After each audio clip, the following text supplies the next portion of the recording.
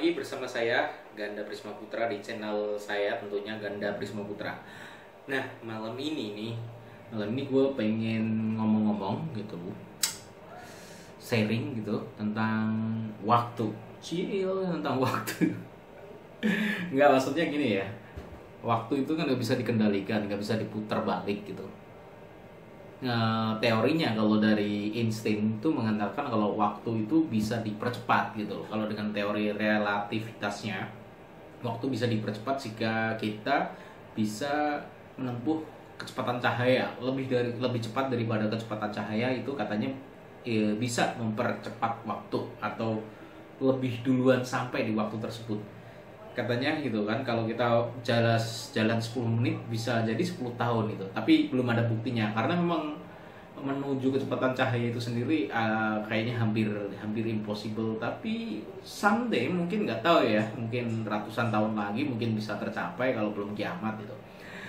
Oke lah, tapi kalau balik belum ada teorinya. Kalau balik atau memutar waktu belum ada teorinya. Nah, masalahnya gini, karena waktu itu nggak bisa diputar balik gitu kan, kita di malam ini gitu kan, karena ini malam itu jam 8 malam kurang 3 menit, gue mau ngobrol-ngobrol tentang waktu, yang lebih tepatnya pembagian waktu ya.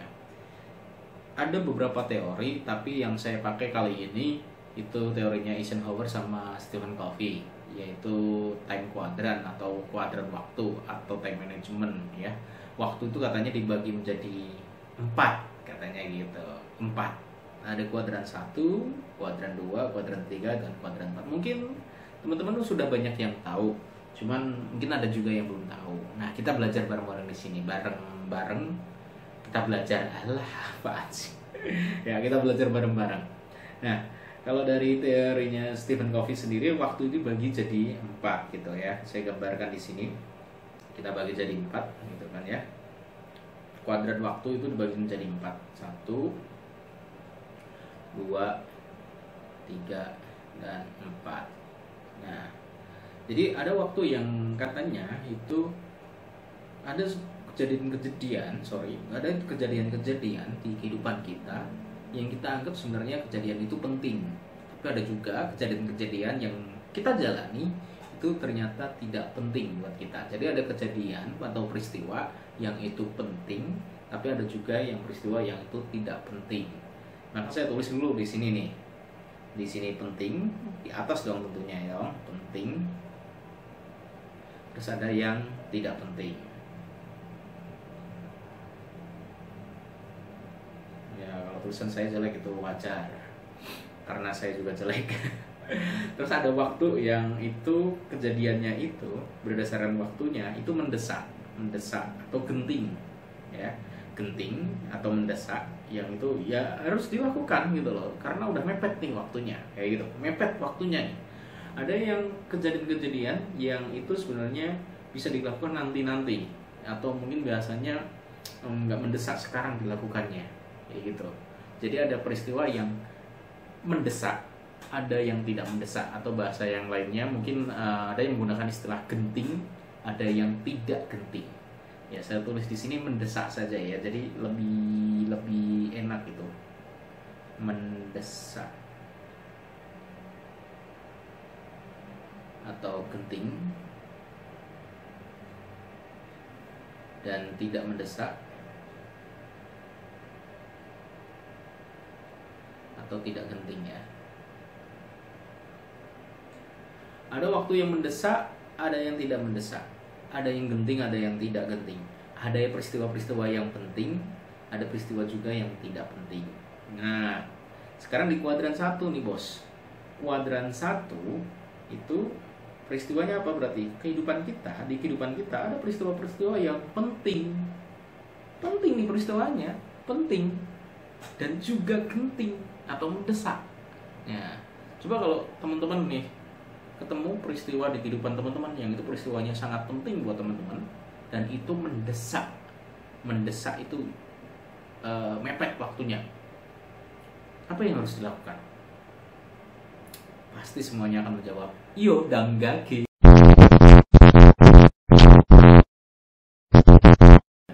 Yo ndang yo laksanakan ya, atau langsung kerjakan gitu. Berarti do gitu kan ya. Do peristiwanya dia penting dan mendesak, maka yang harus kita lakukan ya lakukan aja saat itu, kerjakan ya gitu kan ya. Udah penting, mendesak lagi. Tapi ada peristiwa juga yang penting nih peristiwanya penting tapi tidak genting atau tidak mendesak, bisa nanti-nanti. Tapi peristiwanya penting tapi bisa nanti-nanti. Apa yang perlu teman-teman lakuin? Ya teman-teman mikir, aku nggak nyeruput kopi dulu.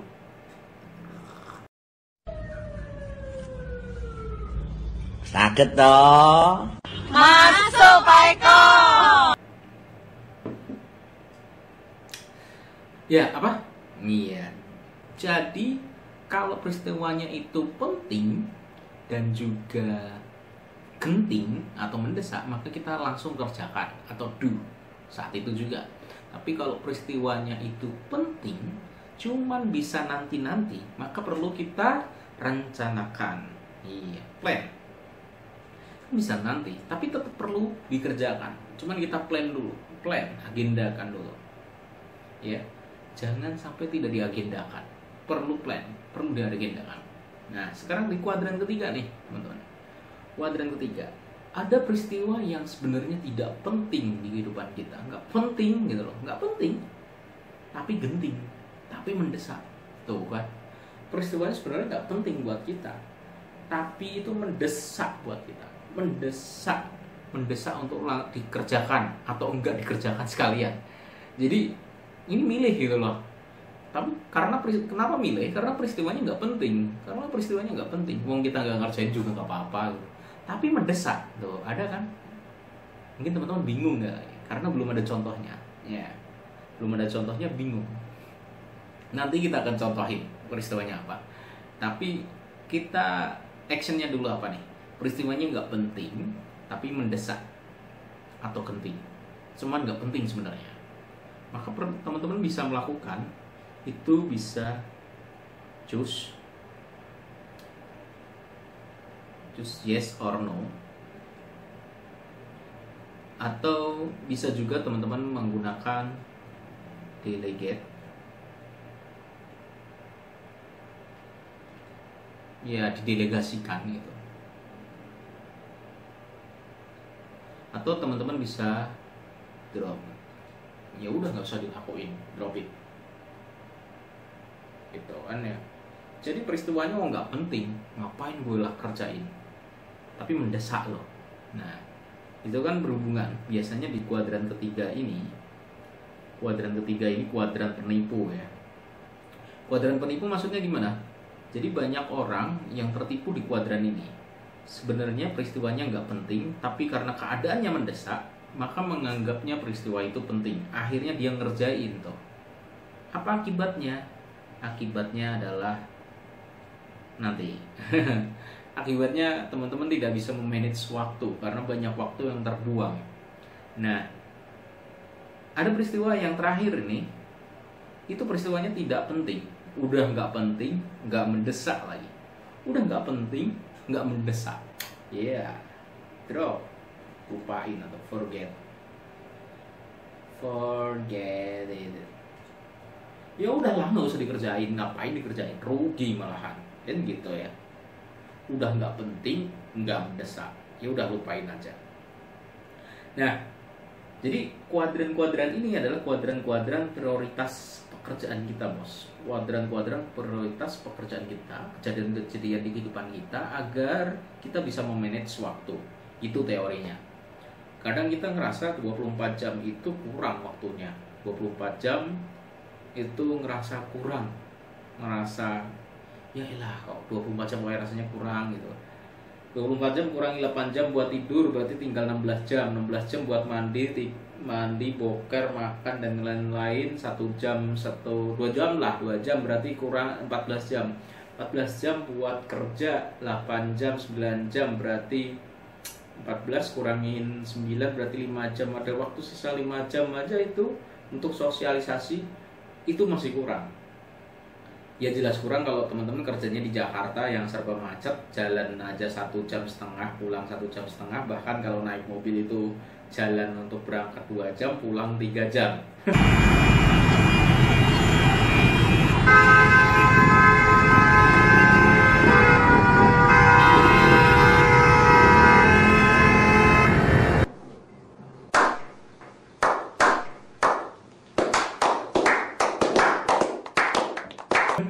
Lima jam habis, jadi makanya waktunya kurang. Oke, balik lagi ke laptop.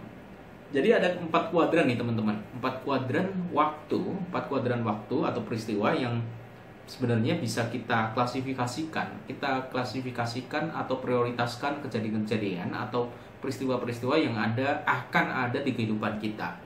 Jadi kalau teman-teman sudah bisa mengklasifikasikan atau memprioritaskan kejadian-kejadian yang akan datang atau peristiwa-peristiwa yang akan teman-teman lakuin berdasarkan prioritas waktu di kuadran ini, maka teman-teman tidak akan merasa kehidupannya dikejar-kejar deadline terus. Jadi kan sering ya gitu, dikejar-kejar deadline gitu.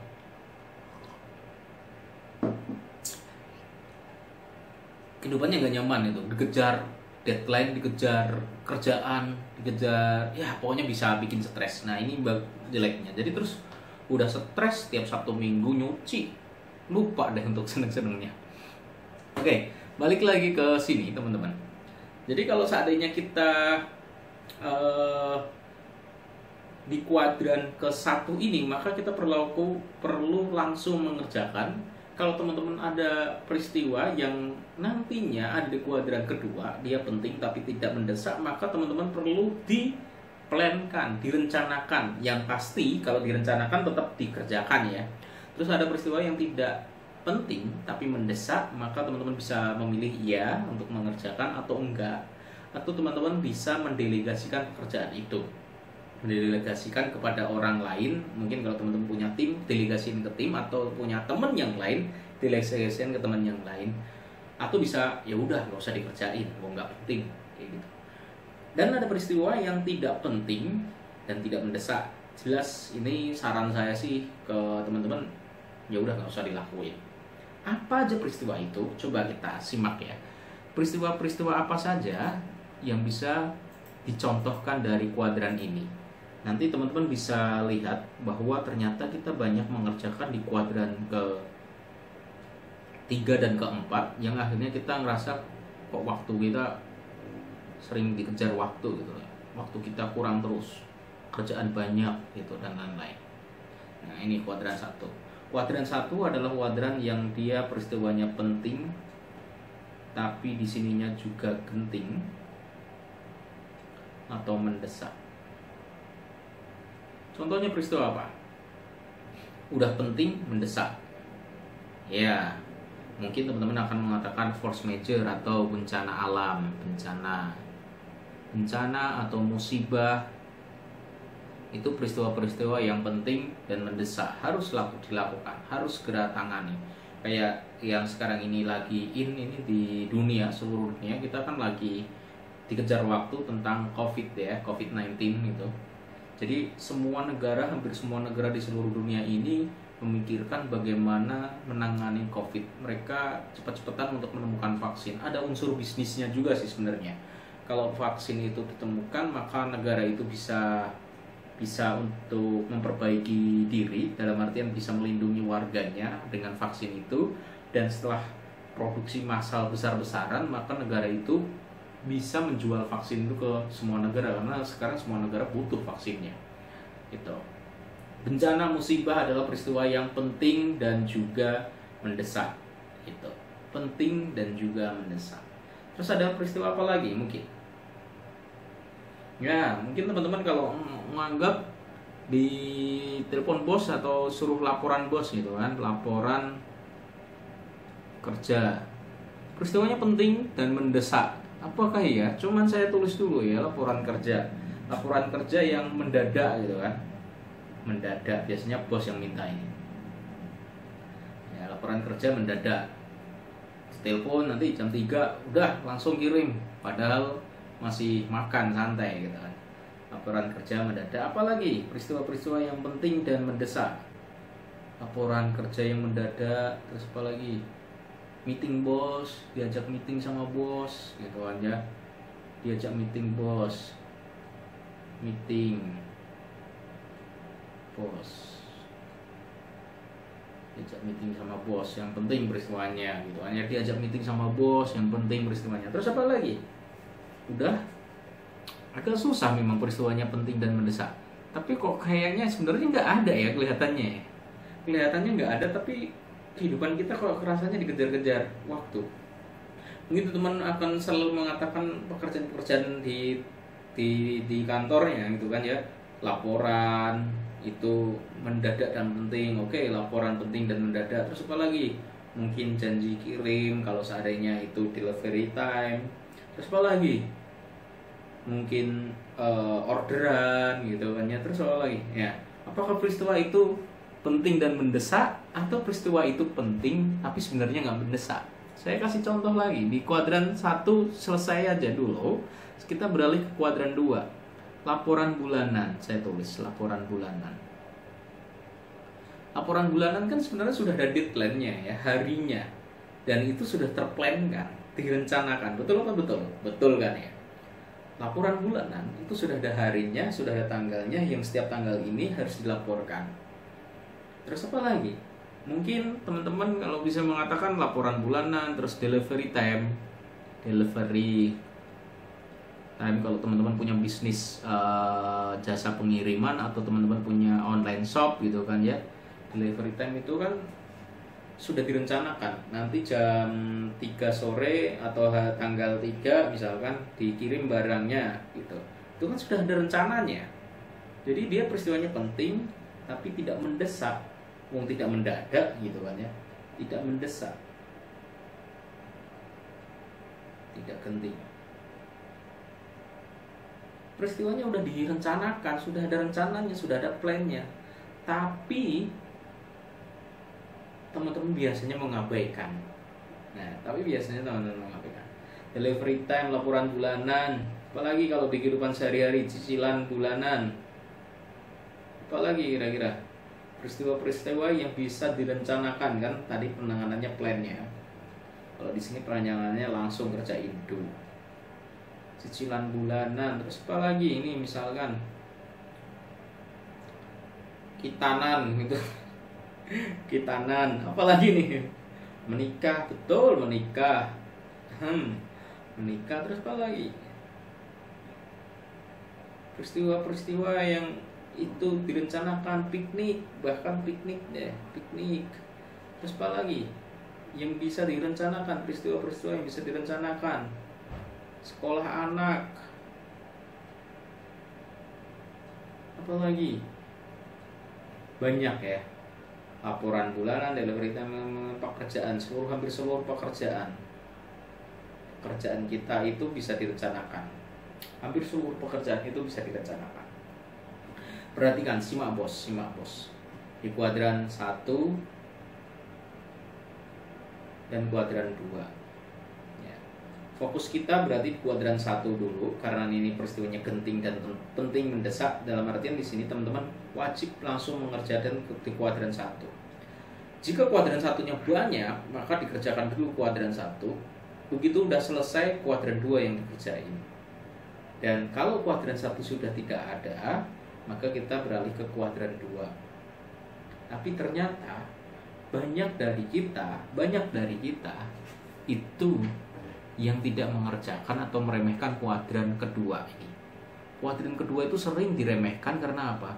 Karena ini tidak mendesak, tidak genting. Tidak genting atau tidak mendesak, akhirnya kita ngeremehin.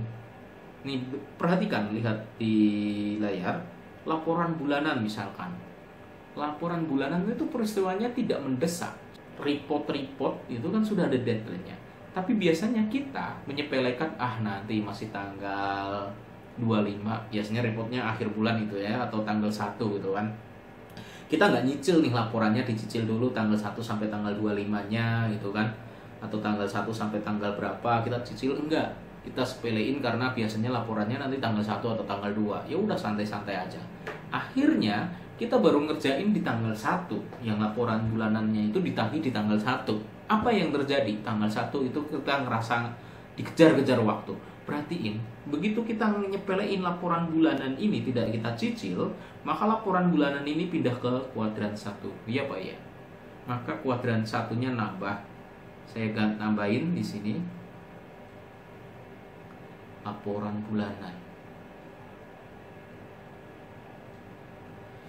Betul pasti. Terus perhatikan delivery time. Kita masih nyepelein, misalkan teman-teman nyepelein nantilah, masih janji kirimnya masih 2 hari lagi, masih 3 hari. Ya udah santai aja, nanti H-1 baru kita beresin. Akhirnya di H-1 ternyata kita ada pekerjaan lain yang lebih penting. Misalkan di H-1 kita meeting gitu kan ya. Meeting. Terus fokus kita akhirnya ke meeting itu, dan apa yang diputuskan di meeting itu kita lupa dengan delivery time-nya atau janji kirim kita. Akhirnya apa? Delivery time-nya ini bisa molor lagi. Pindah ke sini delivery time. Dan ini juga terjadi ke saya nih kemarin, beberapa bulan lalu. Beberapa bulan lalu kan saya bisnis ini ya, madu gitu kan ya. Saya jual beli madu. Itu kan saya jual di Tokopedia. Jadi kalau teman-teman mau pesen itu madu mahkota gitu, madu mahkota Tangerang atau madu mahkota, karena langsung saya kirim dari Tangerang. Search madu mahkota, terus pesen di situ bisa harganya lebih murah, free ongkir lagi. Alah apaan sih, malah promosi. Oke, balik lagi. Saya kan punya bisnis madu gitu kan ya, jual beli madu asli, murni, dijamin. Nah, itu kalau ada pemesanan dari Tokopedia, itu kita dikasih space waktu untuk menerima pesanan atau enggak itu 3 hari atau 2 hari. Ya. Saya begitu 2 hari sejak kita pencet terima pesanan, kita dikasih waktu 2 hari. Saya pernah waktu itu nyepelein, nantilah masih 2 hari. Nanti aja, berarti kalau ini hari Rabu, berarti besok Kamis, Jumat. Ya udah, Jumat saya bungkus dan Jumat saya kirim. Dan itu saya lupa. Saya hari Kamisnya saya nggak bungkus, hari Jumatnya saya lupa karena ada kegiatan lain di kantor saya yang nyebabin saya lupa. Akhirnya saya kehilangan sales waktu itu karena tidak terkirim. Akhirnya pesanan batal otomatis. Baru beberapa minggu kemarin saya nggak nyepelein sih sebenarnya. Ya sedikit nyepelein sih. Iya. Harusnya saya bungkus paginya gitu. Kayaknya saya bungkus malam harinya atau pagi harinya. Ada orderan malam hari sekitar jam 11 malam, saya mikirnya udah besok pagi saya bungkus. Paginya saya nanti aja lah di kantor waktu break gitu, bungkus langsung kirim gitu misalnya. Saya mikirnya gitu. Ternyata pas istirahat saya ngantuk, saya mendingan tidur, milih tidur gitu. Saya tidur. Terus sekitar jam 3:30, karena deadline-nya jam 3:30 itu. Jam 3:30 itu saya baru ingat, oh iya pesanannya belum dibungkus. Wah, bingung. Karena pick upnya produk ini kalau pakai free ongkir itu jam 5 sore batas maksimalnya. Kalau enggak nanti dikirim hari berikutnya. Dikirim hari berikutnya itu akan menyebabkan performa toko saya jelek gitu kan, karena customernya pasti kan pengirimannya lama gitu kan ya. Nah, akhirnya saya jam 3:30 itu terpaksa bungkus produk gitu kan, jadi saya izin keluar gitu ke pos satpam. Di sana kebetulan ada kardus, saya bungkus kardus. Pokoknya sibuk banget sampai crowd banget. Jam 4 saya baru pick up, orangnya belum datang deliverynya. Sampai akhirnya deliverynya yang jam 5:15 itu baru datang, tapi lega gitu. Ya intinya waktu saya bungkus itu merasa, buset nih cepet nih. Kalau enggak nih sebentar lagi jam 5. Nah itu karena nyepelein nih tadi. Nyepelein ini. Terus cicilan bulanan coba. Misalkan teman-teman enggak nyicil gitu, ya udahlah nanti aja. Terus lupa atau memang duitnya terus kepake, cicilan bulanan pindah sini enggak? Iya, cicilan bulanan bisa pindah ke sini karena teman-teman dikejar sama debt collector, ngerasa cicilan bulanan itu adalah peristiwa yang penting dan genting kan. Nah, terus ada kitanan, misalnya teman-teman enggak kitan gitu sampai umur 33, kitanan kan akhirnya jadi sini, sama dengan nikah juga. Kitanan, nikah, dan lain-lain. Kalau seandainya teman-teman menyepelekan, akhirnya peristiwa-peristiwa yang ada di kuadran 2 ini semuanya, kuadran 2 ini semuanya akan pindah ke kuadran 1, bos. akan pindah ke kuadran 1. Apa akibatnya? Teman-teman merasa 24 jam waktunya kurang. Karena pada pindah di kuadran 1 yang kuadran penting dan genting, itu yang menyebabkan kita kok hidup kok penuh tekanan. Dikejar waktu terus kayak gitu. Piknik misalkan nih, piknik apakah termasuk bisa pindah? Bisa. Kalau teman-teman tidak merencanakan pikniknya, kecuali saat ini ya, ini musim pandemi gitu. Teman-teman tuh nggak piknik selama 3 bulan, nggak jalan-jalan selama 3 bulan atau 4 bulan gitu, kerja terus 4 bulan kerja terus gila gitu kan, stres, akhirnya merasa piknik butuh banget, itu menjadi peristiwa yang sangat penting dan harus dilaksanakan saat itu juga, padahal cutinya nggak ada misalnya gitu. Sekolah anak, kalau teman-teman nggak merencanakan, akhirnya apa ya, sekolah anaknya kita menjadi sekolah-sekolah ya udah yang penting sekolah kan, kasihan gitu. Pekerjaan misalkan, pekerjaan kita, kalau kita nyepelein pekerjaan kita, maka pekerjaan kita semuanya akan pindah ke kuadran 1. Semuanya menjadi harus dikerjakan saat itu juga. Akhirnya kuadran 1 ini Pak, ya kuadran 1 ini itu menjadi kuadran yang penuh peristiwa atau penuh kejadian. Sebenarnya yang kuadran kedua pada pindah, ya akhirnya kita ngerasa dikejar-kejar waktu terus. Apa sih yang menyebabkan kuadran 2 pindah? Biasanya teman-teman, nah ini ke kuadran 3 kita. Kok nggak bisa pencet? Nah, apa sih yang nyebabin pindah? Biasanya kuadran 3-nya yang sering kita kerjakan. Apa sih kuadran ketiga? Peristiwa yang mendesak tapi sebenarnya tidak penting. Mendesak tapi tidak penting. Apa itu contohnya? Kongko sama teman-teman, sama geng, kopdar. Kalau kopdarnya itu acaranya ada acara boxos, itu penting ya, maksudnya dalam artian membantu sama, itu penting. Tapi kalau kopdarnya cuma nongkrong doang, tidak ada rencana, cuman basa-basi, hahaha, kongko di kafe, ngopi gibah sampai lama, itu kan lebih waktunya 3 jam 4 jam gitu kan ya. Itu peristiwanya mendesak tapi tidak penting. Kenapa kok bisa saya katakan mendesak? Karena biasanya itu kan kita di SMS atau di SMS di WA teman kita gitu, ayo sekarang nongkrong yuk gitu kan ya. Atau teman kita udah datang di depan rumah, bro ayo nongkrong di kafe ini yuk bro, teman-teman udah banyak yang datang. Itu kan mendesak dan akhirnya melibatkan perasaan. Melibatkan perasaan, kita mau iya atau enggak ya. Kalau enggak ya enggak enak, iya juga buang waktu, akhirnya melibatkan perasaan, yes or no, ya enggak, yes or no. Dan itu mendesak karena orangnya udah datang. Atau WA-nya udah ada dan kita centang birunya lupa dimatiin lagi.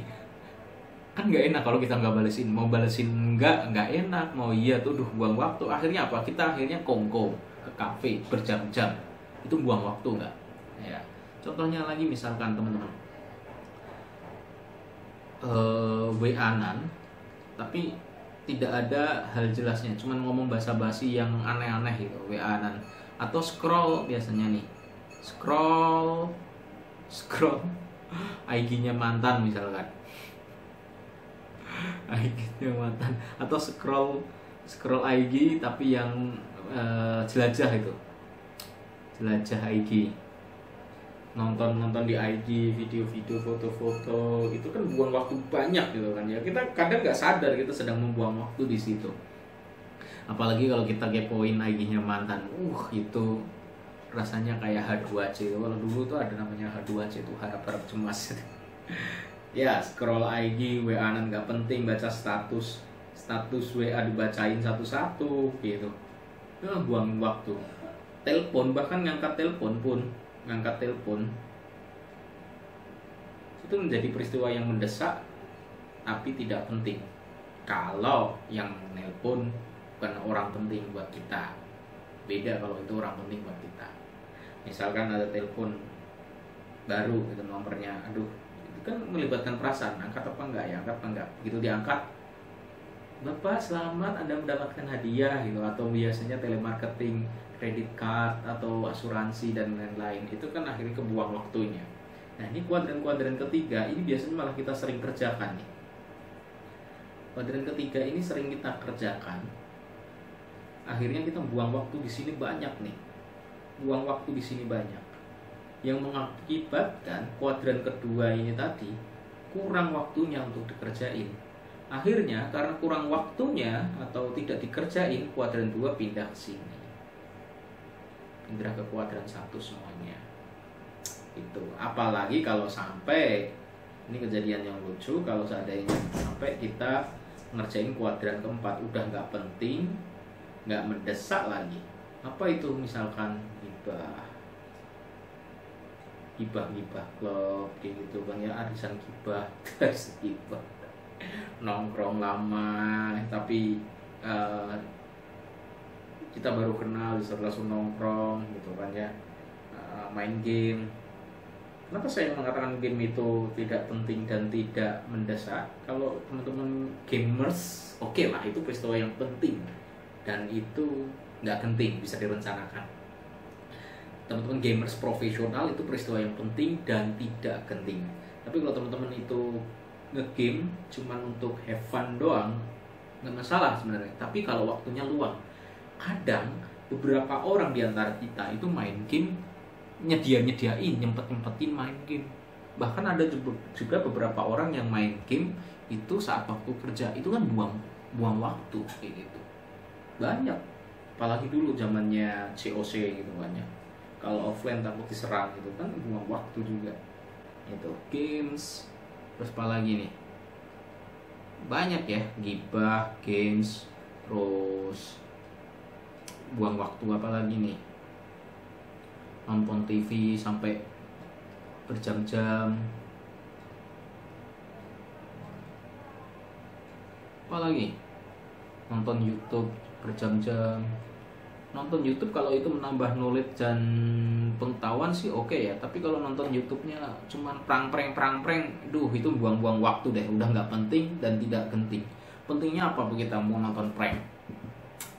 Apalagi pranknya prank yang tidak mendidik gitu. Pranknya cuman prank ngerjain, nggak mendidik.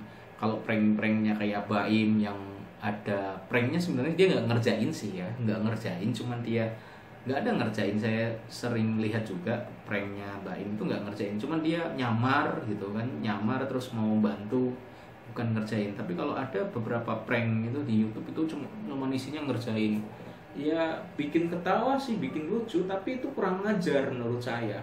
Yang akhirnya dia membuat orang marah, terus ini ada kamera, aduh, my god.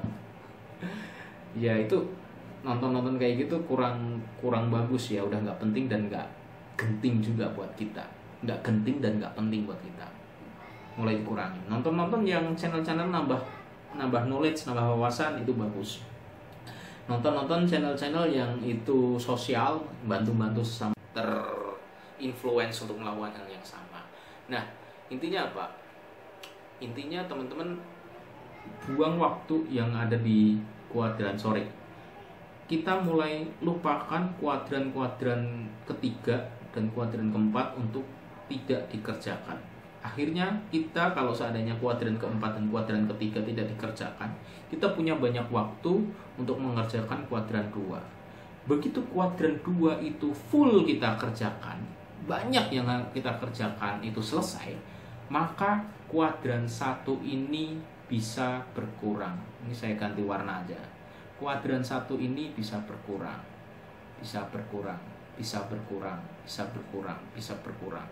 Akhirnya di kuadran 1 hanya tersisa cuman bencana doang. Yang bencana memang tidak bisa kita kendalikan dan kita tidak mungkin direncanakan. Bahkan laporan kerja mendadak pun itu tetap bisa hilang kalau kita kuadran 2-nya itu full untuk dikerjakan. Misalkan ini ada laporan kerja mendadak bulan ini, terus kita tahu bos biasanya, kita lihat pola waktunya, biasanya tanggal 5 bos selalu minta data apa mendadak. Maka sebelum tanggal 5 itu kita sudah nyiapin data yang biasanya diminta bos, walaupun dia belum nelpon. Terus begitu tanggal 5 dia telepon, coba tolong kirimin data ini, kita udah siap. Bahkan sebelum dia telepon, bro, iya bos, ini kan, oh iya selesai. Nah ini, jadi seandainya teman-teman fullin semua plan, semua rencana-rencana teman-teman itu full dikerjakan, semua pekerjaan peristiwa-peristiwa yang ada di kuadran 2 full dikerjakan, semua peristiwa-peristiwa yang sudah direncanakan wajib dikerjakan tanpa menunda-nunda. Ya, jangan ditunda-tunda, jangan menyepelekan waktu.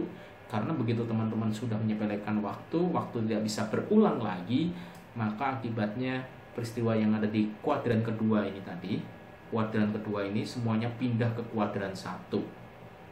Pindah ke kuadran 1 yang menyebabkan teman-teman akan stres karena tertekan peristiwa penting dan harus dikerjakan semuanya. Kayak gitu ya. Nah, itu time management dari teorinya Stephen Covey ya.